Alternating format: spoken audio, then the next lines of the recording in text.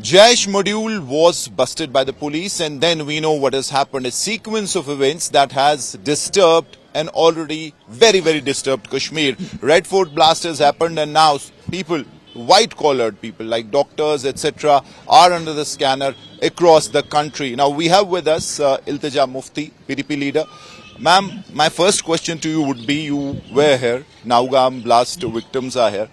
How do you see this sudden spiral?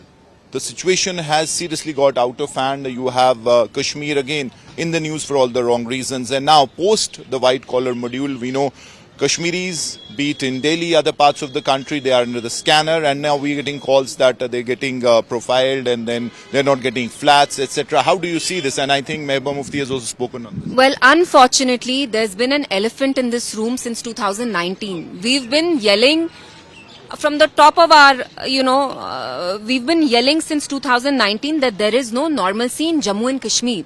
The sense of normalcy that the Indian government talks about is a very sullen sense of normalcy. And we've spoken about how this can have devastating consequences for everybody. Unfortunately, the Indian government has been gaslighting everybody, claiming that there's normalcy. Today, I want to ask them, what kind of normalcy have you established here since 2019? There is no excuse for terrorism of any kind. We condemn any form of terrorism.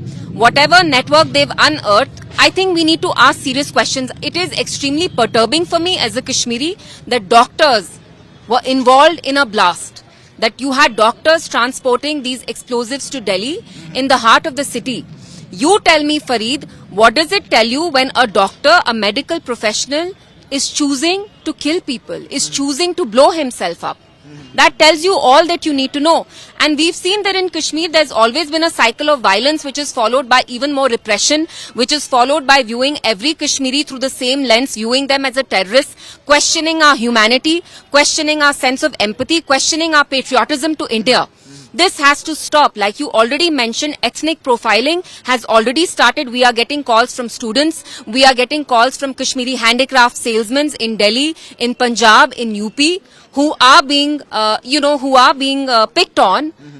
And there are efforts to sort of like marginalize them and punish them because they're all being seen as terrorists. Mehbooba ji and your party has used a very interesting phrase. They've said that Kashmir's trouble have reached New Delhi or they have reached Red Fort. What exactly do you mean by that? Well, that's a statement that she's given, so you'll have to ask her. But I think what she's trying to imply is that you need to acknowledge that there's a problem. When you go to a doctor, he diagnoses you. Diagnosis is the first step. There is something terribly wrong in Jammu and Kashmir. There's been a sense of disappointment, alienation that is breeding. And by Delhi's policies, by this policy of collective punishment, seeing every Kashmiri as a terrorist, you will only, breed that further sense of alienation even more. That needs to be stopped. Right. You need to engage in constructive dialogue with the people here. With the people. How do you do a balance? Because on one hand, this is a first. This is unprecedented, where you have doctors who are supposed to save lives are involved in this very, very disturbing and heinous conspiracy. And on the other hand, now you have doctors who, in fact, Kashmiri students who are probably working or studying in Bangladesh or in Delhi. And they have been, they are in fact under the scanner. They're checking each and every one, and especially Bangladesh, and then also in other parts of the country. So how do you do balance, or because once this has happened, then they also have a reason to do it, because this is unprecedented? No, Fareed, they don't have the right to collectively punish all of us. They don't have the right to dub all of us Kashmiris as terrorists. You cannot impinge upon our dignity. You can't impinge upon our sense of self-respect, the right to live. Justice cannot come at the cost of invalidating a Kashmiri's sense of dignity, his right to live. We know what happened in Pulwama. They blew up the doctor's house. You are taking certain measures which will alienate people even further. Look at what is happening to Kashmiri doctors in the rest of the country. You are taking the kind of measures which will make people feel even more resentment towards the Indian government. I condemn terrorism. I repeat myself at the cost of sounding repetitive. But this policy of collective punishment that follows any act of terror which is carried out by a handful of Kashmiris, this is not going to work. Justice cannot come at the cost of our dignity. You know that fruit seller, the dry fruit seller, Bilal Wani, who doused himself in kerosene, he lost his life. He was picked up randomly by the police. So you can't consider everybody guilty unless you have evidence. In Kashmir, the law has been turned upside down on its head. Here, each one of us is guilty until proven otherwise. We have to prove that we're not guilty. We have to prove we're innocent. We're innocent. We have to prove we're human. This is ridiculous. How do you vive this policy basically? Because post the what has happened in Red Fort, and in fact it started with Pahalgam. You had post Pahalgam, you had 12 houses that were blown up, and then there was a break, and now it seems it's a policy now that every time you have big terror incident and someone if is proven guilty or if it's accused, his house will be blown up. And we've seen what has happened in Pulwama. So where do you think your fight or your role is in this? Because political parties, as of now, have not spoken on this. The NC hasn't spoken. Yes. Our role is to be vocal. Our role is to remind New Delhi. Our role is to remind the powers that sit all the way in Delhi that justice cannot come at our cost. Justice cannot come at the cost of a Kashmiri's dignity. Justice cannot come at the cost of you dubbing each one of us as terrorists.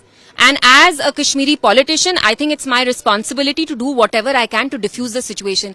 इसमें भी BJP के लोग कहते हैं आप politics कर रहे हैं, ताजियत के लिए कहीं जाइए वो पॉलिटिक्स लगता है इनको, अकाउंटेबिलिटी मांगिए पॉलिटिक्स लगता है. आपके अपने पुलिस के लोग शहीद हुए नौगाम में. ये कौन सा सेंस था कि 3000 अमोनियम नाइट्रेट आपने यहाँ कश्मीर में लाया, दिल्ली से कश्मीर लाके नौगाम के पुलिस थाने में, which is surrounded by, it's a very densely populated area. I mean, what was the sense in this? Where was the sense of logic?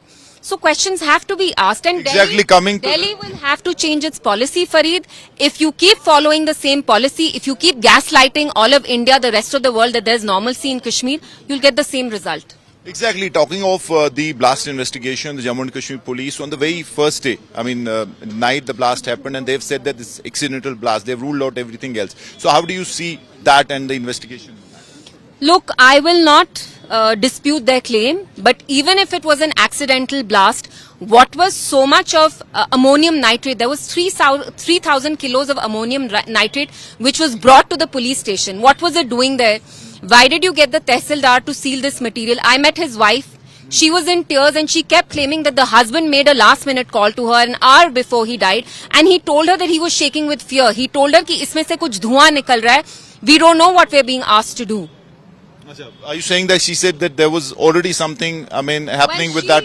She claims that her husband made a quick call to her at around 9:30 at night, and he told her मुझे बहुत डर लग रहा है, मुझे कह रहे हैं मटेरियल को सील करने को, लेकिन इसमें से धुआं निकल रहा है. We don't know what's happening. तो डिस्पाइट दैट आपने उनको ऑर्डर्स दिए सील करने के. It sounds very silly, it sounds very absurd. There should have been more responsibility. There has been a huge lapse of judgement which has caused this bomb blast. All I'm saying is that they could have behaved in a more logical manner. Right. Thank you so much. Thank you. So that was Iltija Mufti, a very detailed, candid interview, and she spoke on cross-section of issues. Right now, we know what's happening in Kashmir, and especially if you talk of Kashmiris who are living outside Kashmir, they are definitely in fear, because what has happened has had a ripple effect. They are being, in fact, called. Some people say that they are not being given flats. People who already live there have been, many of whom have been told to vacate those flats. So there is a wave of suspicion that has spread post this, and in fact, Kashmiris are, in fact, the target. So what the political parties are trying to suggest here is that the government of India should in fact intervene. And while yes, there are black sheep, there are certain people who have done it, but complete Kashmir community and all the students and doctors cannot be really painted with the same brush and looked with suspicion. So that is what she has said, and in fact that's unfortunately what has happened. And post what really happened the last 4-5 days with the Red Fort blast, with what has happened in Naugam, and then the massive police investigation, obviously it is having its impact on Kashmiris, and that is what seems to be the next issue and something that is snowballing into a controversy as far as Kashmir Valley is concerned. The campus and Tariq Lone Meet for Srinagar for India Today.